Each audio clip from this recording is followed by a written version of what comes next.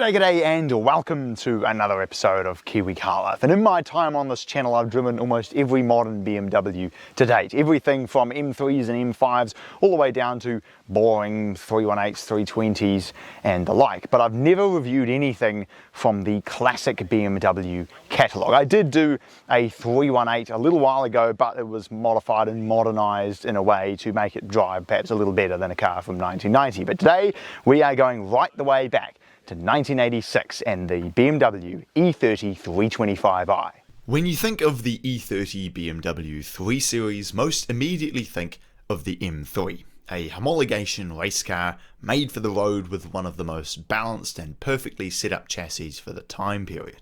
But to me at least, BMW is known for making straight six engines, and 4 out of 5 of the M3s that come after the E30 feature a 6-cylinder engine. So while this 325i sedan does without the weight-saving, stiffened suspension and aero kit of the M3, it might just give us a glimpse as to what an inline 6 BMW E30 M3 might be like. In typical old BMW fashion, the bonnet opens backwards and reveals an M20 B25, a 125 kilowatt, 220 Newton meter, 2.5 litre straight six. It's single cam, it's got a cam belt, it's everything you know and love about an engine from the 1980s. Cable throttle, no traction control, no frills whatsoever. It's a very, very simple engine bay. It's paired up with, in the case of this, a glorious Getrag 5-speed manual transmission, and power is going to the rear wheels. The interior is quite funny. I remember the 318 IS Coupe that I reviewed a little while ago. Like the steering wheel just like comes out at such a weird angle and you kind of feel like you're driving on top of the car rather than sitting in it, which is quite funny. The roof is extremely low, but it has a sunroof.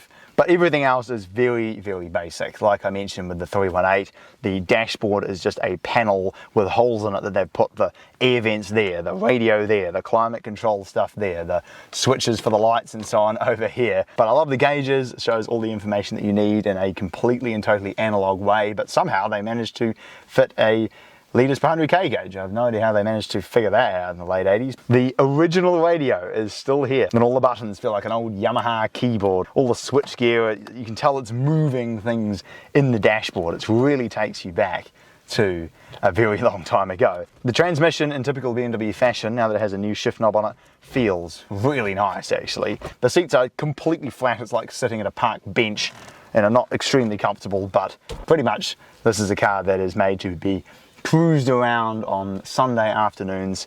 So even though it's Saturday today, let's go and do just that. Driving the E30 325i. For a car this old, it is unbelievably easy to drive. And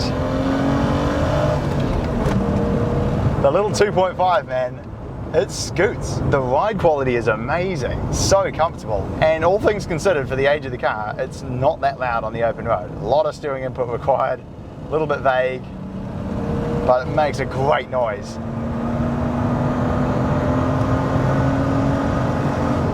Compared with my 530i, this is a much nicer drive, I've got to say. It has obviously done a lot less Ks, but it's so much more nimble, feels really small and light, super easy to heel toe, and just the throttle and clutch and gearbox are also light, whereas in the 5 Series, certainly with mine anyway, man alive, it's so heavy.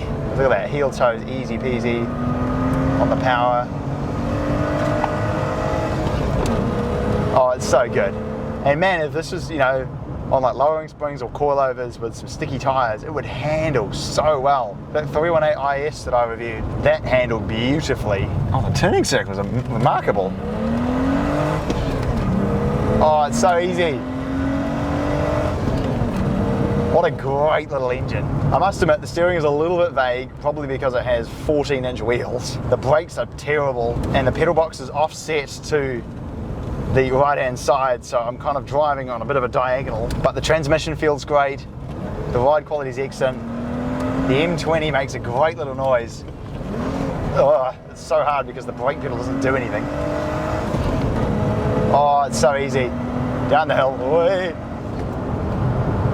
What a brilliant little car. Man alive, finding a nice one of these now is getting harder and harder, but if you can find a decent one, it's still a great drive, because the thing is, right, there's so many classic cars out there. If I'm honest, they drive like garbage, right? You take them out because it looks cool and people go, oh, that's a nice old car, but they're not good to drive. Whereas this is. It's just the brakes that aren't very good, but I imagine that's just this particular example.